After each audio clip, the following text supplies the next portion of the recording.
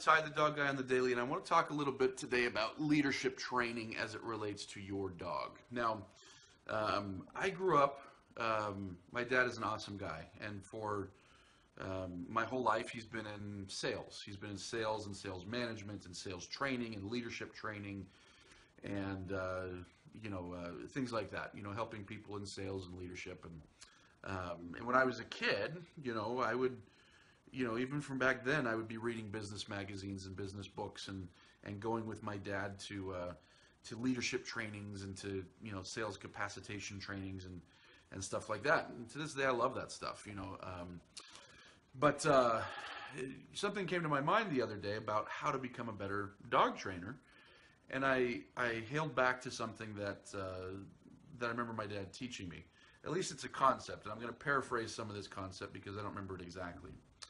But he was telling me about how this company that he had worked for had kind of quantified various pillars of leadership. And I don't remember how many there were, 12 or 14 or 18, I don't remember. But there was various pillars of leadership. Certain character traits and certain things, pillars that made up what a good leader has. He was saying that, some of the best leaders on earth are experts at 3 or 4 of those pillars. And again, I'm paraphrasing, I might be off a little bit. But anyways, they're not experts at every single pillar of leadership. They're experts at 3 or 4 components. And so we were talking about, okay, how does one become a better leader? And my thought was, all right, Dad, is to become a better leader, I'm guessing that if you're good at 2 of these pillars, that you start trying to get good at the other 14, right? Or the other 16, I don't remember how many there were. And his response was, no. What you do is you double down on the areas where you have strengths. Now, it's never bad to improve a weakness. That's never a bad thing. But your ability to improve a weakness is likely not going to elevate to a level to where you're going to be like this amazing expert at what was once a weakness. In theory, obviously it could happen, but these aren't, not typically something that's going to be occurring. And so he said that, when you're trying to become a better leader, look at the areas where you're good and get even better at those. He went on to teach me that applies to sales, that applies to marketing, that there's a million things that you could be doing in marketing and sales, but, figure out what you're good at and do those ones and just keep getting better and better and better at those ones. Not ignoring everything else, but really just having very singular focus. Now, of course, this was a business conversation, but it got me thinking the other day about how this relates to dog training from both ends. From the dog end and from us as the human end. From the dog end, we need to look and see what our dog's strengths are and really double down on those. Oftentimes dog owners want their dog to be something that it's not. They want their dog to be this dog that was their childhood dog when this new dog has an entirely different personality and character. Or they want this dog, to be this happy-go-lucky dog, but they chose a dog that's anxious and nervous and terrified. They're trying to turn the dog into something that it's not. Instead of looking for characteristics that are strengths in that dog. So maybe that dog that's nervous and anxious loves the tennis ball. Well, I can guarantee you that if you double down on tennis ball, working and training around the tennis ball, that other parts of that dog's character and things will fall in line.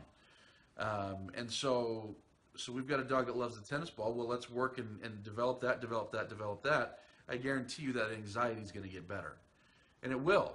Or maybe, this dog that's aggressive has a great capacity to focus. So let's get stronger on that. And so like I say, I've found that, when we're training dogs, this model of leadership is very applicable. Because if we can find where our dogs are good and double down on that strength, the areas where our dogs are weak suddenly start to either melt away or they fade into the shadows or become less relevant. The same with leadership. It's not that you're ever going to be perfect at all the pillars of leadership, but if you're very good at a couple or a few, overall you become a very good leader, and it covers up faults and it covers up weaknesses that you have, even though you're not working on those weaknesses. So, like I say, looking at it from the dog's perspective, that's fun, and it's a good kind of mental exercise to go down and say, okay, what is my dog good at? Let's dig deeper into that and get better and better. But then, of course, you as the trainer. Now, I'm referring to the pet owner who has one dog, or the dog trainer that trains hundreds of dogs. Looking at where your strengths are.